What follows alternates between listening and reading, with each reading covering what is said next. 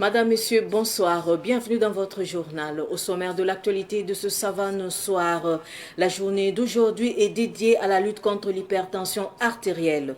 Une journée qui est consacrée à sensibiliser le public sur l'importance de lutter contre cette maladie considérée comme tueur silencieux. Les détails au début de ce journal.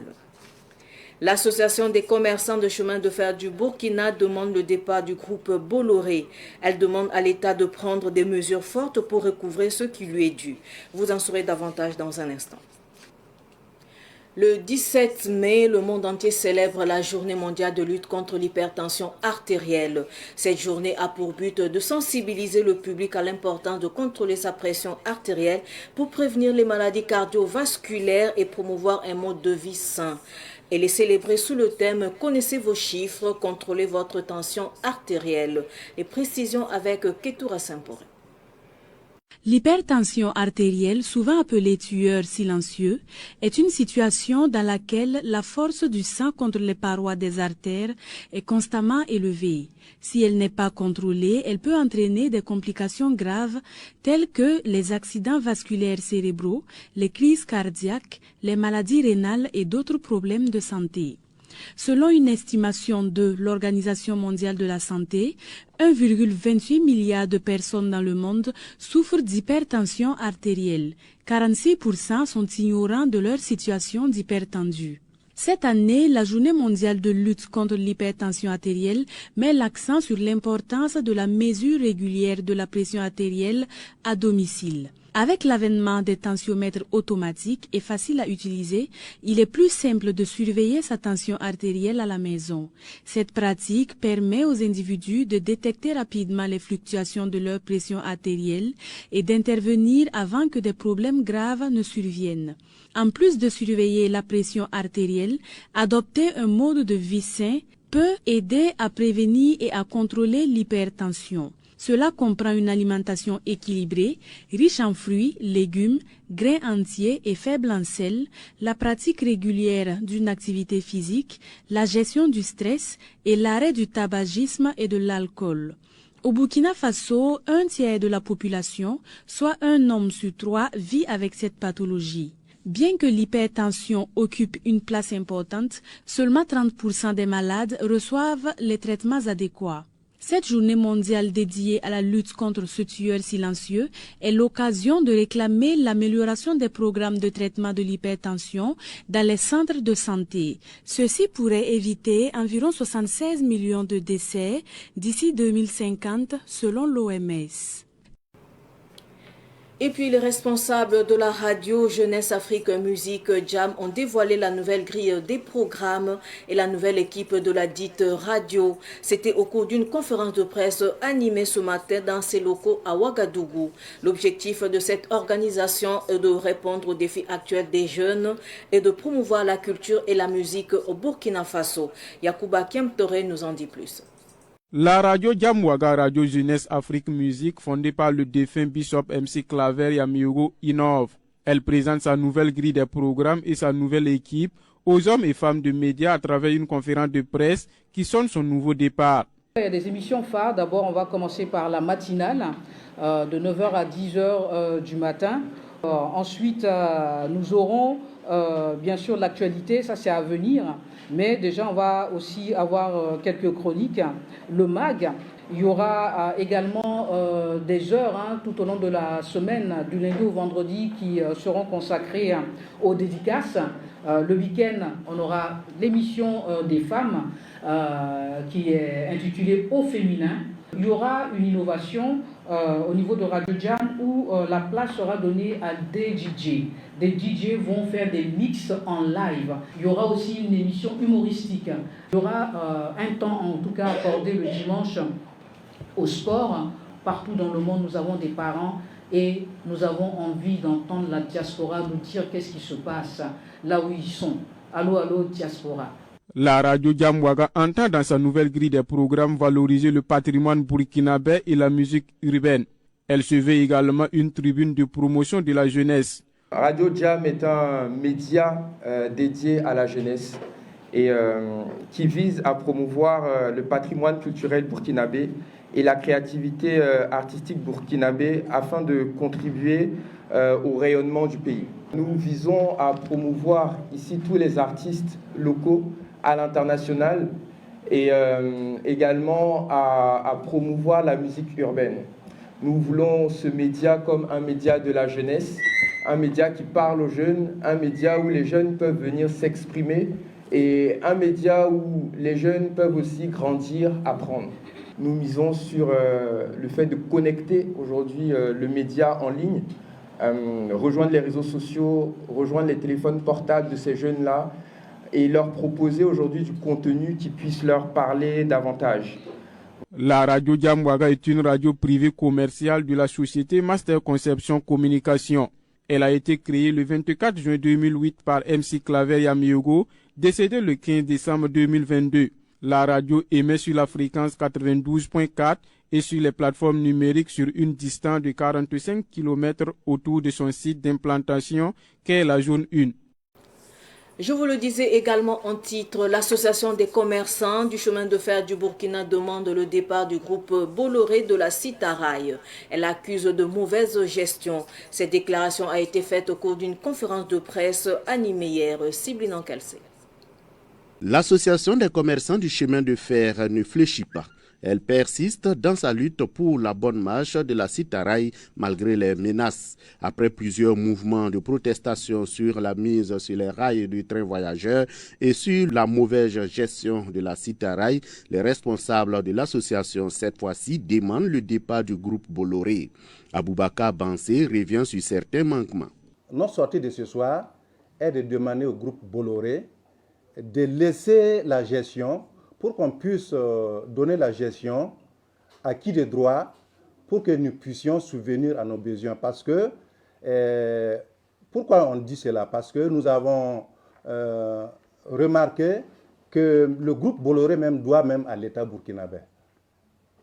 C'est une somme quand même conséquente, c'est des milliards et des milliards. Donc, et à travers ça aussi, nous remarquons que la gestion est catastrophique. Et nous sommes des Burkinabés et nous voulons aussi jouir de ce qui peut être bien pour nos populations et bien pour notre pays. Entre le Burkina et la Côte d'Ivoire, nous n'avons pas de problème. Sur le chemin de fer, le Burkina Faso avait sa part. Mais nous avons remarqué que même les locomotives là, qui appartenaient au Burkina Faso, on ne voit même plus le nombre le plus conséquent. On ne sait même plus où sont rentrées certaines locomotives. Donc nous voulons interpeller notre gouvernement et demander au groupe Bolloré de trouver une solution pour remédier à ce problème. Les responsables de la CCF appellent le groupe Bolloré à avoir plus d'égards pour les Burkinabés. Aboubakar Bansé, porte-parole de l'association. Nous avons marché plusieurs fois, ce n'est même pas une seule fois, mais nous avons remarqué qu'actuellement c'est devenu comme des foutaises, on ne nous écoute même pas. Alors qu'aujourd'hui, nous voulons encore les interpeller pour qu'ils respectent nos populations, pour qu'ils respectent notre pays, pour que nous puissions avancer. Parce que la gestion, elle est vraiment catastrophique. La gestion, elle n'est pas bonne. L'association des commerçants du chemin de fer interpelle le gouvernement et le président de la transition Ibrahim Traoré sur la mauvaise gestion du groupe Bolloré. Dans cette édition, nous parlons également de dédicaces de livres. L'écrivaine burkinabé Catherine Manly apporte sa contribution au combat de la protection de l'enfance à travers sa plume. L'œuvre est intitulée « La victime innocente ». Dans cette nouvelle œuvre, l'auteur attire l'attention de la société et des parents sur l'impérieuse nécessité de bien éduquer les enfants. La cérémonie de présentation du livre a eu lieu hier au Senaza.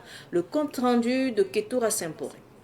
Une victime innocente, c'est l'histoire de 7 personnages, enfants et adolescents, dont la vie s'est arrêtée à un moment où ils avaient le plus besoin de l'attention de leurs parents.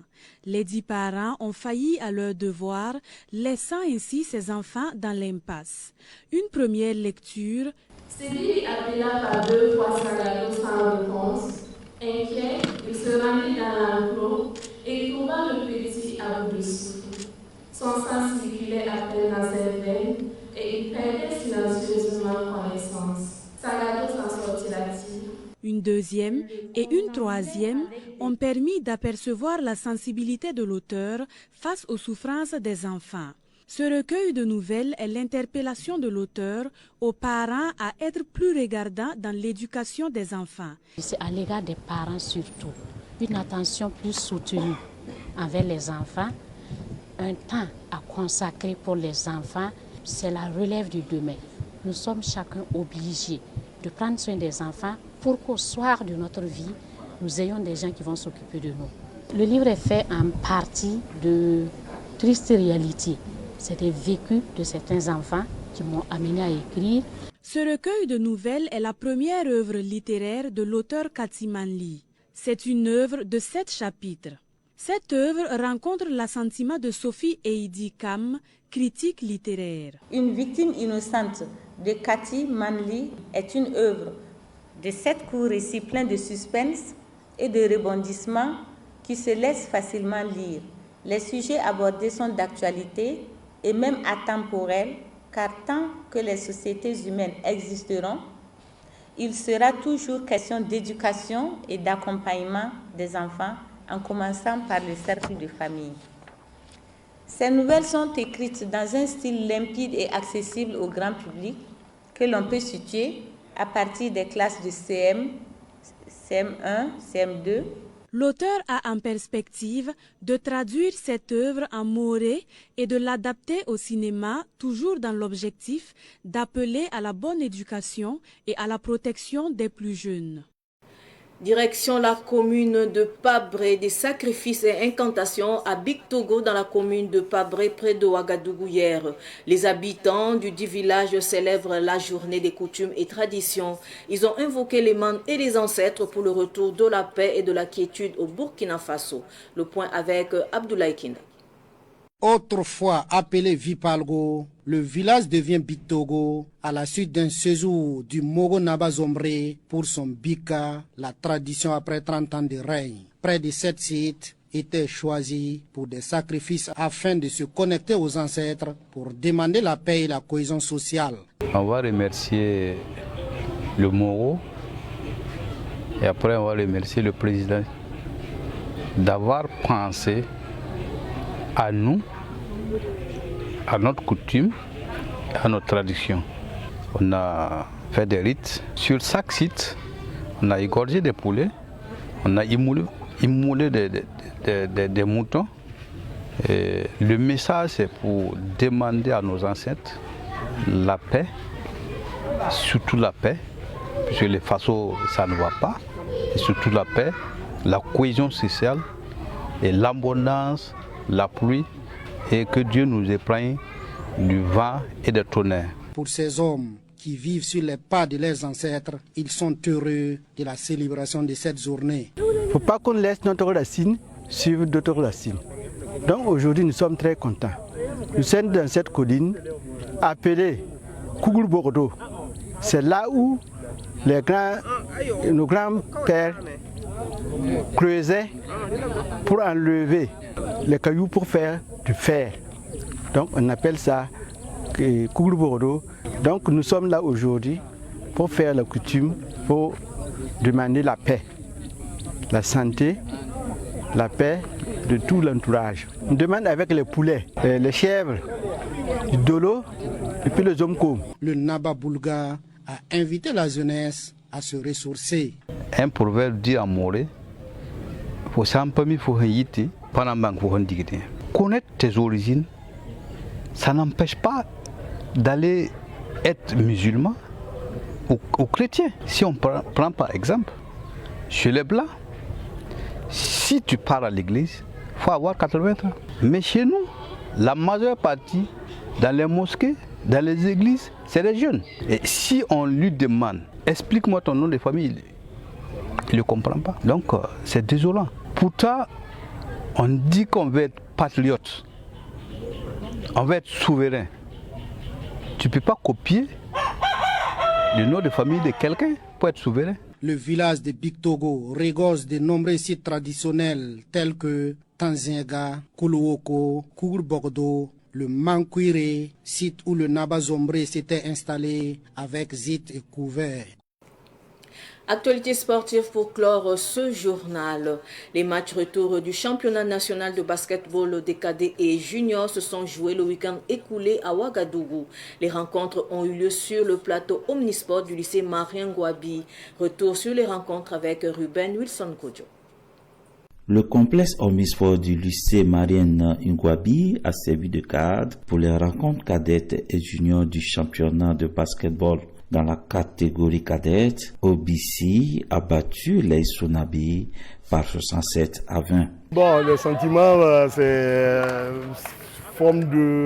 c'est un peu bon, parce que ce soir, j'ai vu que les enfants ont perdu carrément leurs conditions physiques. L'avantage de OBC, c'est notre condition physique et notre aspect technique. Et ce soir, j'ai vu que l'aspect technique était là, mais la condition physique ne répondait pas. Bon, peut-être dû à les examens, parce que les enfants à la Moselle sont en classe d'examen. Donc, on a tendance à relâcher un peu. Sinon, dans l'ensemble, je trouve que c'est pas mal. Même avec la victoire de son équipe, le coach Kone reste convaincu que beaucoup de choses restent à faire. La suite, le championnat continue parce que c'est les retours déjà. On avait déjà battu la Sonabi, c'est notre deuxième victoire contre eux comme ça. 50% content parce que on a travaillé plus que ça. Si on avait gagné 80, 90 comme ça, j'allais être satisfait parce que je savais que les enfants se sont... Mais là, ils n'ont pas donné carrément parce que le début, c'était pas du tout ça. Premier quart-temps, on était à 12 à 4, alors que généralement on est à 20. Bon, un peu content quoi, mais pas tout à fait. Quant à l'équipe de New Generation Basketball, elle tombe devant l'As Douanes avec 2 points d'écart. Cette rencontre pour nous, c'est le retour parce que c'est le match aller déjà joué, gagné de 1 point et on savait que le match sera toujours très tendu. Mais on s'est préparé pour. On devait gagner le match. Si vous avez suivi un peu le match, on devait gagner ce match. On l'a perdu juste 2 points parce qu'on n'a pas eu d'effectif. Nous rentrons dans les phases préparatoires des examens. Et beaucoup de parents commencent à s'inquiéter et empêchent carrément les enfants de sortir pour les rencontres. On a perdu de 2 points, on avait gagné l'aller d'1 point, donc ça veut dire que si on fait la différence, nous sommes perdants contre l'As Douanes en cadet. Ouais. Rappelons que les matchs des cadets ont été suivis juste après par ceux des juniors. La Fédération burkinabé de basketball veut assurer la relève de la balle au panier à travers ces genres de compétition. Ainsi s'achève cette édition d'information. Merci de rester fidèle au programme de Savane TV. Au revoir.